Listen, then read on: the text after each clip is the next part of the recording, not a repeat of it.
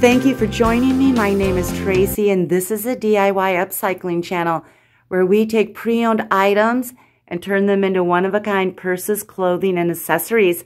Now, I forgot to film my intro when I had my makeup on and was kind of dressed up, so I'm doing it this way today. We're going to make this purse, and this was one of my top requested bags when I sold. I've made it in pink and denim and burgundy like this. Now, it's a drawstring, and I have a ribbon for the tie. It has a ruffle, pretty lining and pockets, lots of beautiful embellishments, handmade flowers, pearls, fringes, vintage jewelry. And this is what we're going to make today, so let's get started. Okay, I'm going to be making my purse out of this skirt. It's pre-owned from eBay.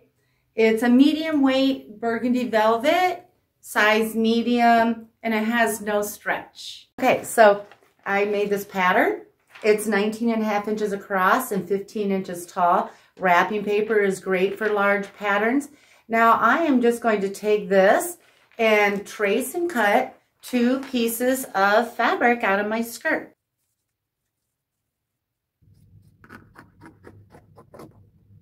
Now I'm just going to choose one to be the front of my bag, and I'm ready to start decorating it. I'm going to make my first flower out of this blue velvet thrifted shirt.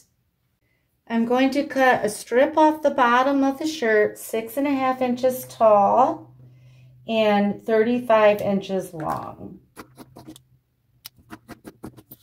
Now I'm going to take my strip and I'm going to fold it in half so that I see the velvet on the front and the back side and line up those raw edges at the bottom. Now I'm going to take a long piece of thread and a needle. Mine's probably at least 2 foot long. And I am just going to go to this corner and insert my needle and thread and go around it twice so it's extra durable. Now I am just basically going to baste it all the way down to the opposite end. Big stitches, staying close to the bottom. I like to go about 1/2 inch apart and 1/2 inch long for my stitches.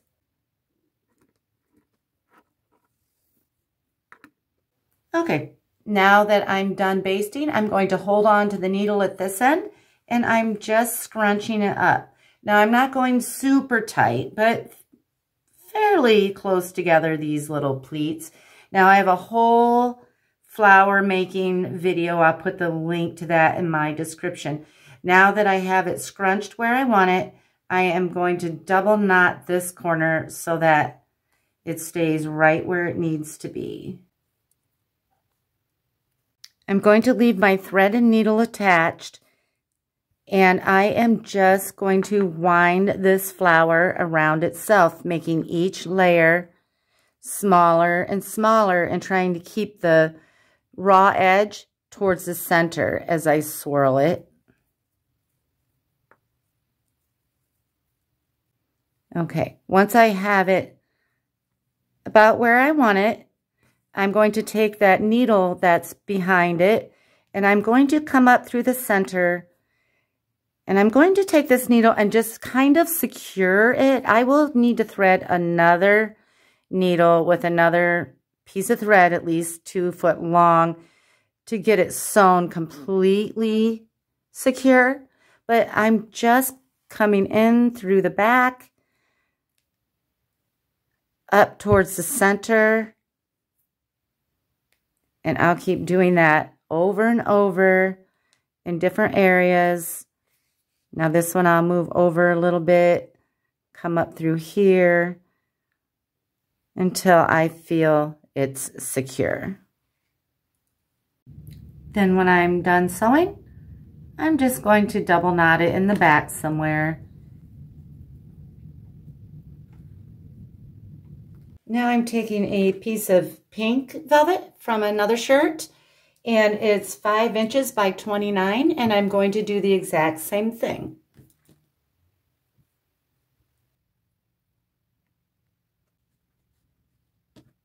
Now this one I want a little bit smaller than the blue one.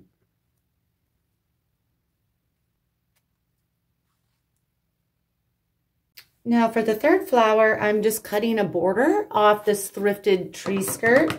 It has a nice sheen to it. It's not velvet, but it has a nice texture. Okay, now this piece is 3 inches by 24 inches. And I folded it over and pressed it just so it'd be easier to handle. And if you miss how to make these flowers, the timestamp is in the upper left-hand corner of how I make these.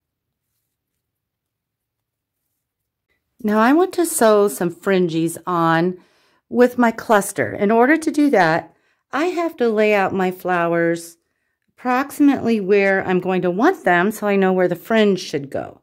Now I'm centering it this way, and I want it at least 3 inches down because of some sewing we'll be doing up there. So that looks good. What I'm going to use, this is just kind of these are all like scrap fringes. I'll put that under there like that.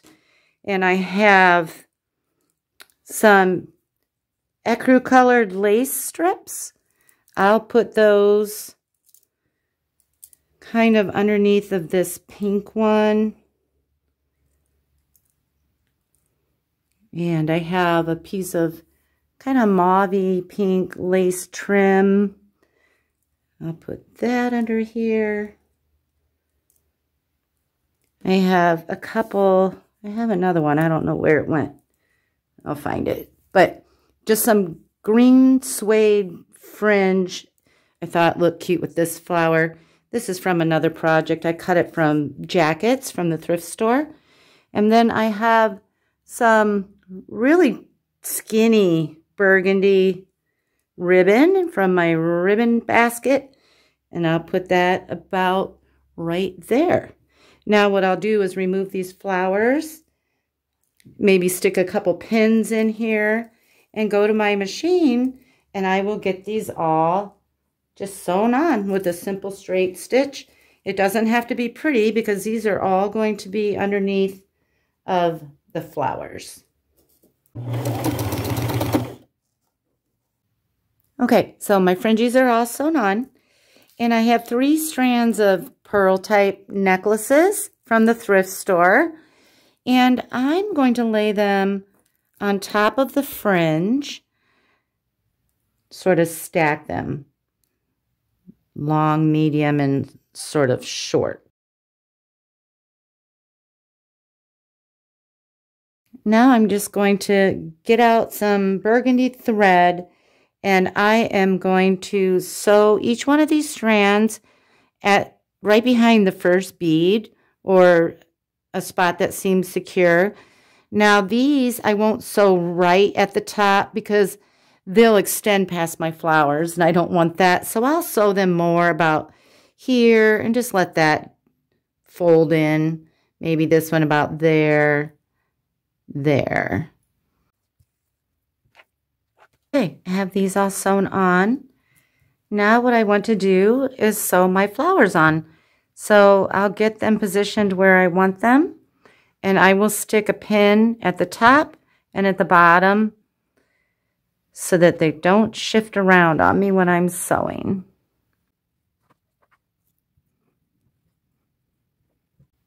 Now I'm just going to sew. I'm going to match the thread to my flower, and I typically sew each flower for sure in the center, and then I kind of feel it out. Maybe at the top, here, here, here, here. If it's big and floppy, I'll go more areas. Like this one should be pretty simple in the center. 1, 2, 3, 4. Okay, so there's what it's looking like so far. That's what the back looks like. Now I want to sew some more jewelry onto it.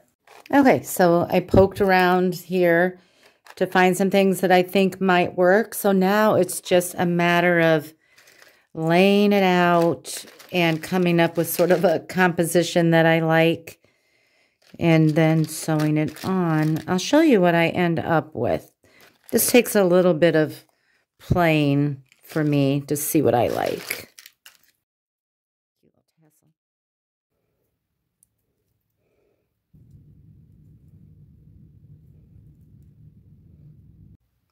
Okay, I think I'm good with this. I'm going to do a little 3-pearl cluster in the center of this one. This was a pierced earring. I clipped off the back with my wire cutters. That'll go there. This is vintage. Weiss. Beautiful, but I'll have to clip off that back, sew that there. And I have this pretty little brooch. I'm just going to sort of put off center. I like that because it's burgundy and it ties in with this velvet. Now when I sew, I like to match the hardware of the jewelry that I'm using. So I'll use gold colored thread on pieces like this that have gold hardware. And this, I will probably use olive green to match the flower because I don't want to use white. I think that'll stand out. This one I'll probably use blue thread, and I will just find little gaps where I can get my needle in and sew it down. I'll sew this one probably 4 spots, do 5 or 6 stitches in each spot, and get it all sewn. Okay, what I think I'm going to do is go get my comfies on, sit in my favorite recliner, and watch a little TV and just relax and hand sew all of these on very securely. Okay, there's what it's looking like so far. I added a couple more colorful fringes in there. Now I want to sew the front and the back together.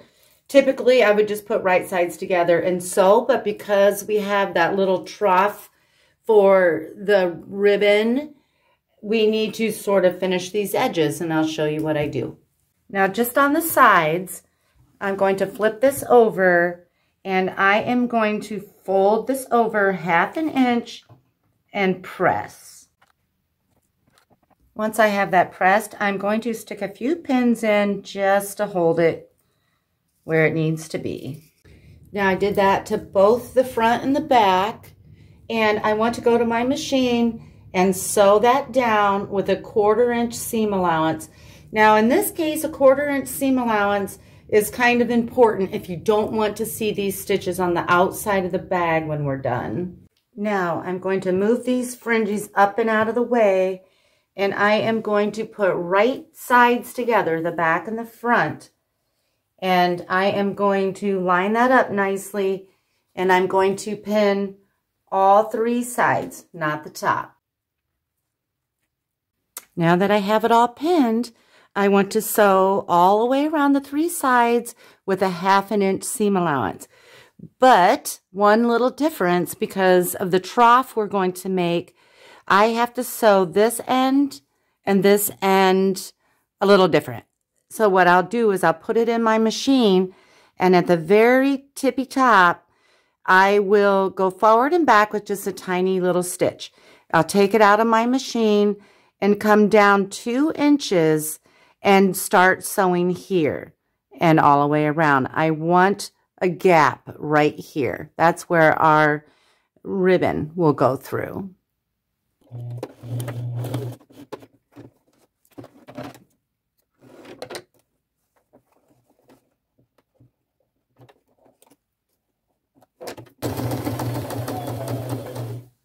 Now I'm just going to carefully clip these corners at the bottom. I'm going to turn it right side out and press those seams that we just made.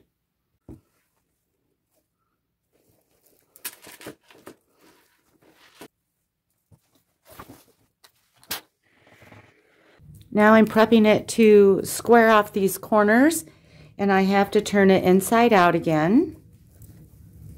Now here's my open side, and here are my finished corners at the bottom. I want to separate these 2 pieces of fabric and line up this seam with this seam.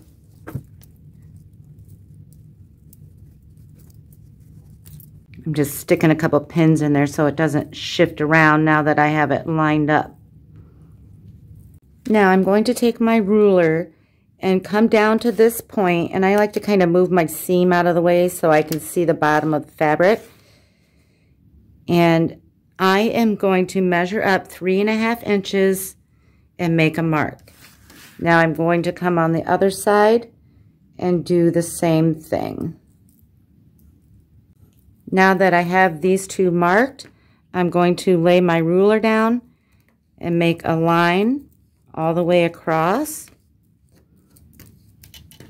And then take my pins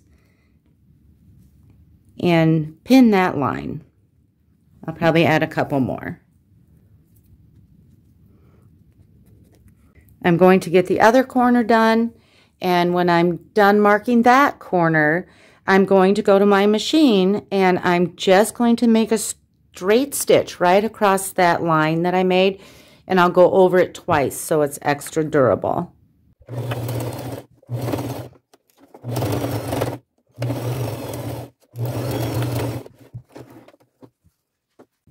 Now I'm going to trim these little triangles off, turn it right side out, and give these corners a little press. This is what it's looking like so far. Okay, so now it's time for the lining, and you want to pick a pretty fabric because it will be part of the ruffle.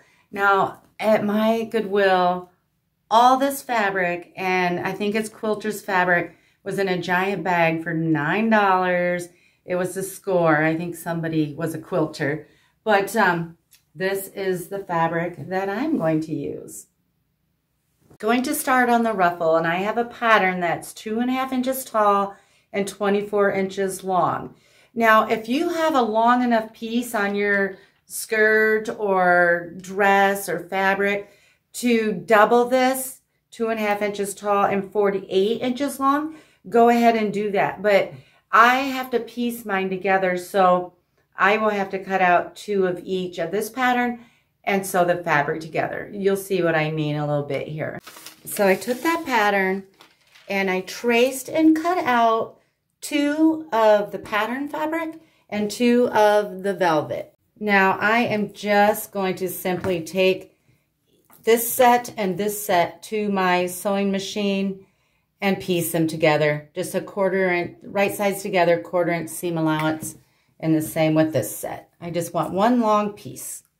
Now that I have my 2 pieces sewn together and the seams pressed, I'm going to fold them on themselves and stitch the ends together so that we make sort of a circle. And I'll do the same to this one, right sides together, 1/4 inch seam allowance. Now I want to pin and sew these together, and I want right sides together. So here is my velvet. I have it right side out, and here's my lining. I have it inside out, and I am just going to slide this over top of the velvet,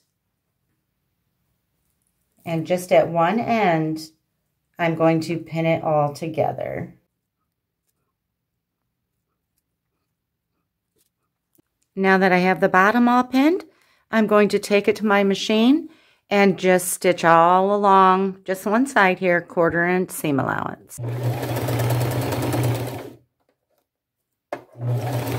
Now I'm going to turn this right side out and fold it at that seam that we just made and give it a good press. Now what I want to do is baste the bottom of this, the raw end, and shear it so that it fits my bag opening, and that's why I have this for reference.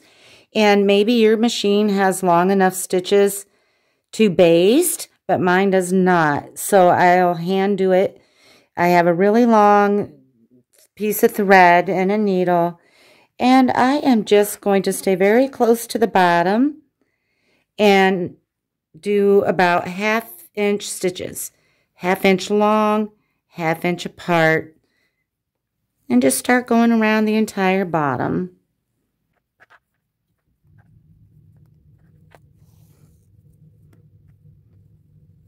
Okay, now I'm done basting.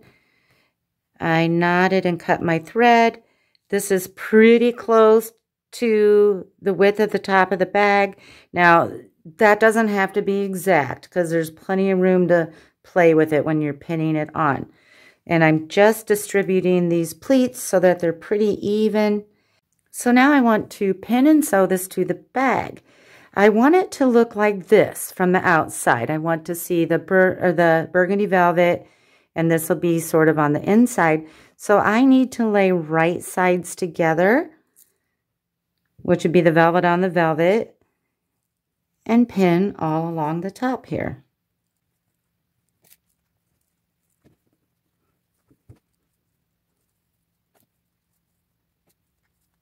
Now this is pinned all the way around. I'm going to take it to my machine and 1/2 inch seam allowance, stitch it all along the top edge here.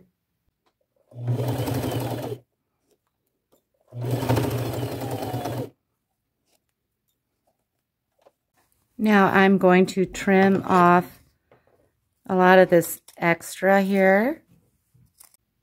And then I'm going to open that up and go to my ironing board and press it. Okay, here's what it's looking like at this point. And now it's time to add the strap, but first we need to make it. Okay, so I want a crossbody strap that's 2 inches wide. So I cut a piece of velvet that's 49 inches long and 4.5 inches this way. Okay, I'm going to lay my long piece on the table with the velvet facing up towards me. And I can't get the whole thing in the shot here, but anyway. So I am taking a sturdy cord, a ribbon would work. We're going to be tugging on this, so you want it to be sturdy.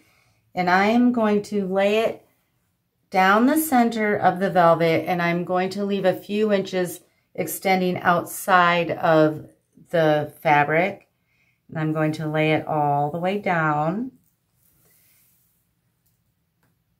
And then now I'm going to fold this over, right sides together, and I'm going to pin just along the bottom, those raw edges. Okay, so now I need to sew this. I will close one end up when I sew and one end will stay open. So this end, I will slide it into my machine and I will sew over this cording thing about 6-7 times. I want that to stay put, and then I'll finish sewing 1/4 inch seam allowance across that end, pivot in my machine, and go all along the bottom and end here. And I will not sew this end closed.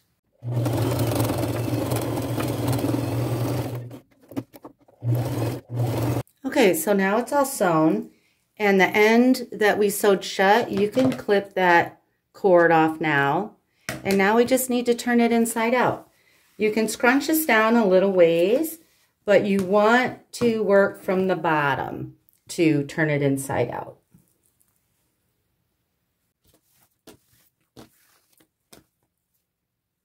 Now once you have that completely inside out, or right side out, you can cut that other piece of cord off.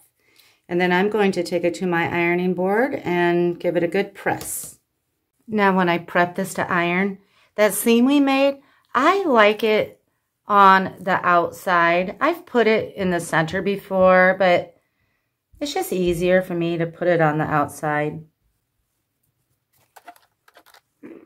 Okay, so now at this point, I like to test out my strap to make sure I'm getting the length that I want. And it will be sewn with that ruffle down, so to this seam. And I'm just going to play with it and make sure. Typically, I'm like a 47-inch strap. Now, in the winter, I want to go a little longer because I'm usually wearing a coat. So let's see. This is 49. Let's see if I'm liking that. Yeah. I may cut maybe an inch off this strap and go 48 inches. Now I'm just going to pin it and sew it to the bag. It's really easy. So the bag is right side out. Here's my side seam, and you can see the side seam there. I want to just take one end of my strap, center it on that side seam, line it up. I have the ruffle folded over, and just pin it right there where I want it. And I'll do the same on the opposite side.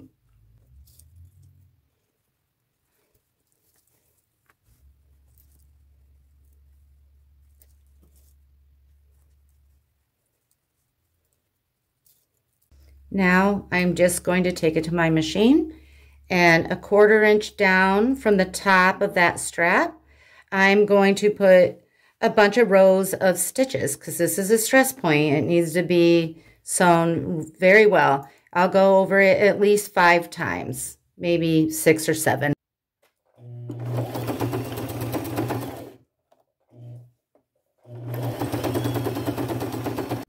I just want to interject something quick here. So this strap, if you want to top stitch it, you certainly can. Sometimes I do, sometimes I don't. Before you pin it onto your bag, if you want to run a row of stitching down one side and the other, all I do is line my side up with my presser foot, match the color, and just go all the way down on both sides. But this one I chose not to.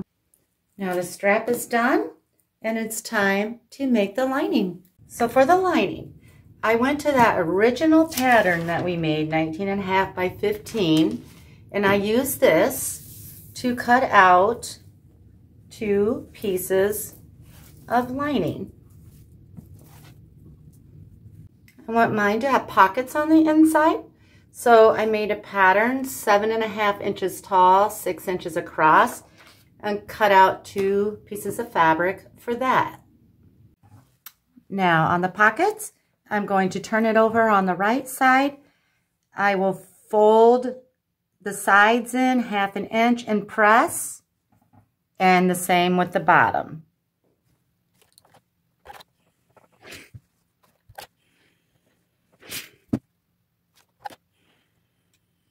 Now for the top, I'm going to fold it over 1/2 inch and press, and then fold it over again 1/2 inch and press. Now for these pockets, I'm not going to sew these folds, but I am going to sew the top one, and I am just going to stay close to the bottom and sew all the way across. Now I'm going to lay a pocket on each side of the lining.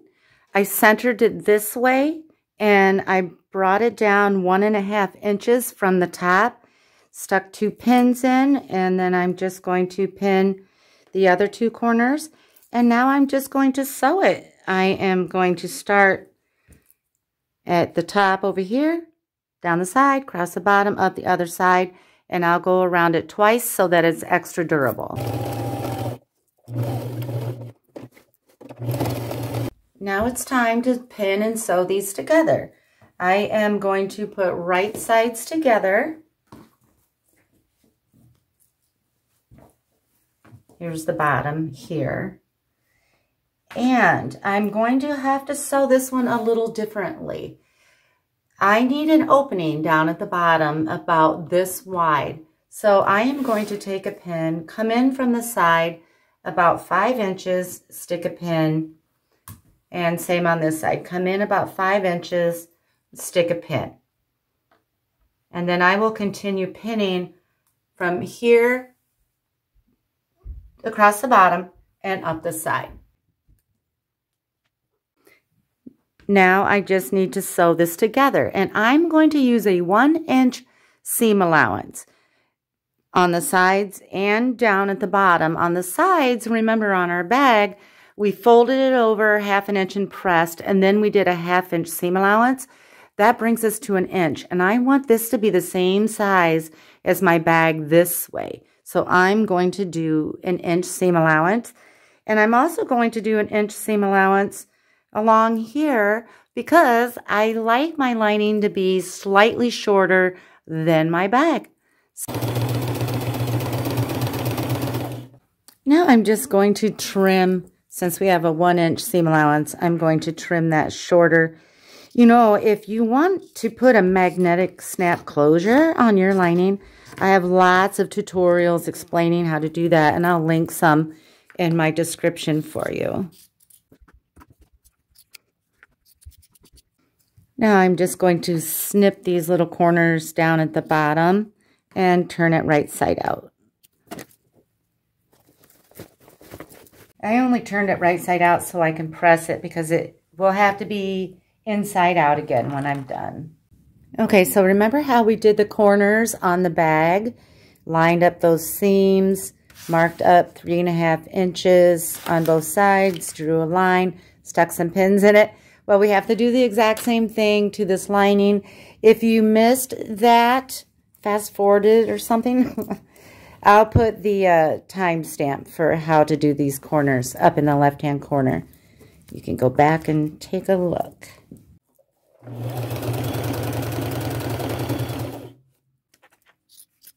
So now I have to put the lining in the purse.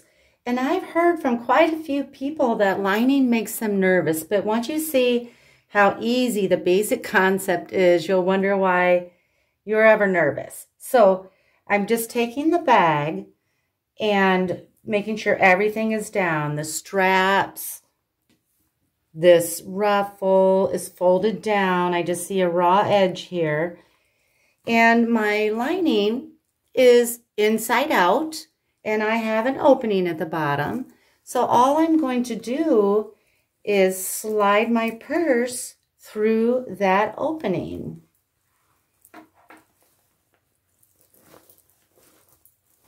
So here's the top of the lining, here's the top of the bag, and I just pin that all together. I like to start at the side seams and first pin those. And that's really important if you have, oh, my pins are at my sewing machine. Hold on a second. So lining up the side seams, the seam of the lining and the seam of the bag is important if you have a closure. You want to make sure that closure is going to line up in the center where it needs to be. So once you have your seams pinned, just go around and pin the rest of the bag. Just line that lining up with the top of the bag. Super easy.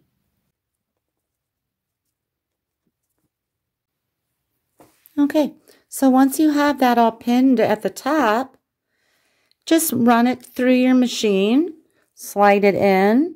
I'm going to do a 1/2 inch seam allowance and just go all the way around. And I'll go around twice so it's extra durable.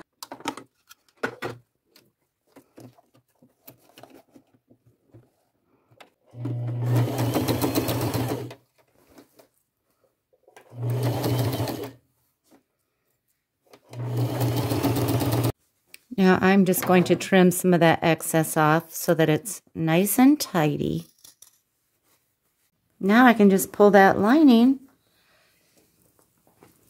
down over the bag.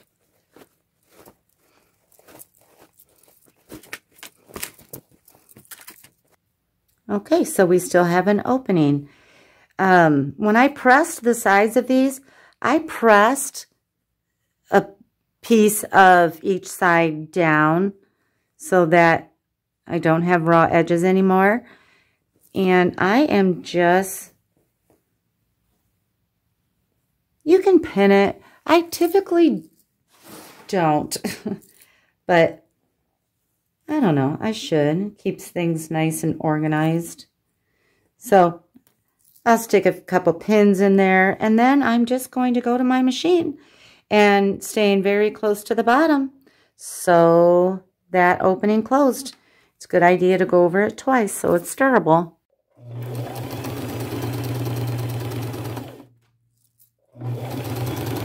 Now you can stuff that lining in your bag.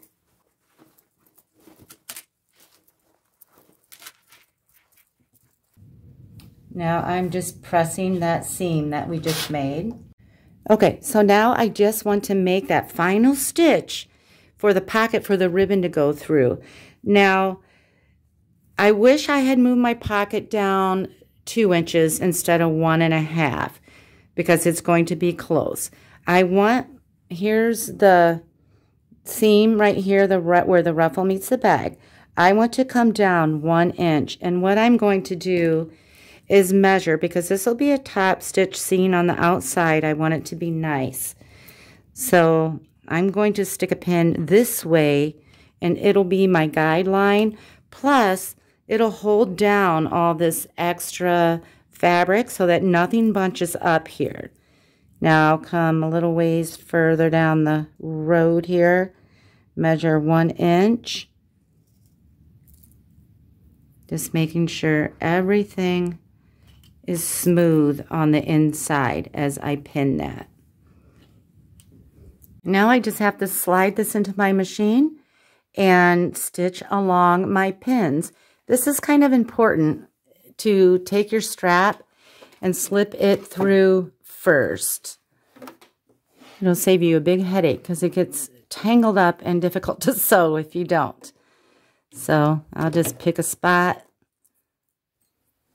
I'll pick a more inconspicuous spot, more to the side. And I'm just going to start sewing.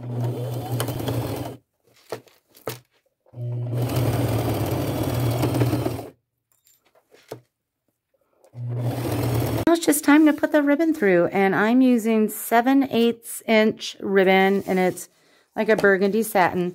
And I don't know how much I'll need yet, so I'm not cutting it off the roll until I get it fed through to see how much I want. So I'm just taking a big safety pin, attaching my ribbon, and I'm going to start feeding it through the hole.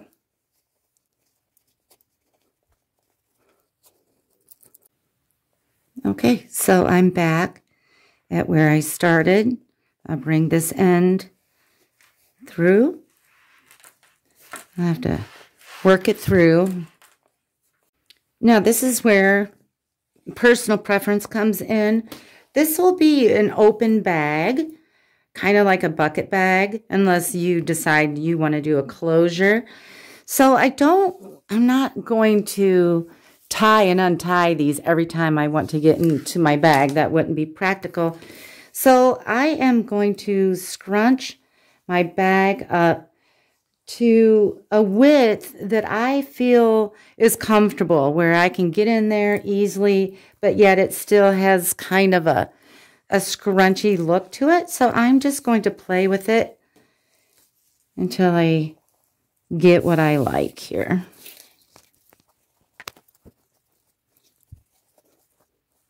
I got mine where I want it, kind of evened out these pleats.